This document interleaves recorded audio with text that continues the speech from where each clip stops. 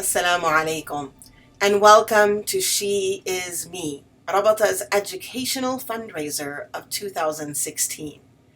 We are celebrating 15 centuries of female scholarship, and today we go to the 2nd century.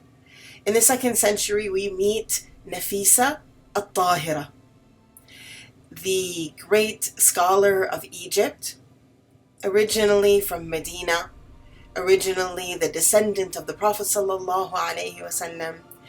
In Medina, her father would take her as a young girl to the mosque to pray in the Prophet sallallahu alaihi wasallam's mosque every single fard. And so as a young 5-6-year-old, she would pray all of her daily prayers in the Prophet's mosque. Peace and blessings be upon him. As she grew, she memorized the Quran at a very young age, and then she began to study and memorize the sayings of the Prophet sallallahu alaihi wasallam. She became a great scholar in all of the different Islamic sciences. She married and they moved to Egypt. In Egypt, she became very well known and a teacher of many. It's said that people would line up outside of her door, and the line would go off down the street of those who waited to ask her questions and ask for her advice. We also know that Imam Shafi'i counted her as one of his teachers. She was a very religious, devout, spiritual woman. She went on 30 hajjs, and it's known that she would pray all night, reciting Quran, crying for the ummah and for herself, crying in the longing for Allah subhanahu wa ta'ala. She fasted continuously, and she cared for the people around her.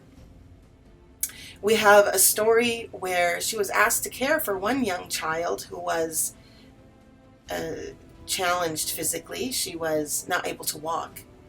And this young child was actually a Christian child, and she cared for her and prayed for her over her bed, prayed for her that she would be able to walk again. And by the time her parents came back, the child could walk. This is a special answered dua that Sayyida Nafisa had for this child, we can say.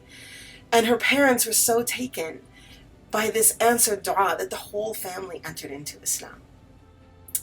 And carrying the poster of Nafisa al Tahira is Dr. Sadia Mian. And she does her own curing because she is an endocrinologist. And she has worked hard to be at the top of her field. And she is a sought after doctor, known for her kindness to her patients and her thoughtful discussions and thoughtful prescriptions for their health. She looks not only to medications that we are normally looking at to help our hormonal issues, but also helps them find natural remedies and helps them with their diet and other things. Dr. Mian also is a hafiza of Quran, and like our great woman of the 2nd century, she is a woman of worship and religious and deeply cares about her faith. She's writing a book. She's also a writer, and she's writing a book called The Crowning Venture, which Daybreak Press will be publishing, we hope, in the fall, inshallah. Nafisa al Tahira is one of our great women of these centuries. We celebrate her today. And we celebrate all women who are doing their best to keep alive this legacy of leadership and scholarship and caring for the ummah.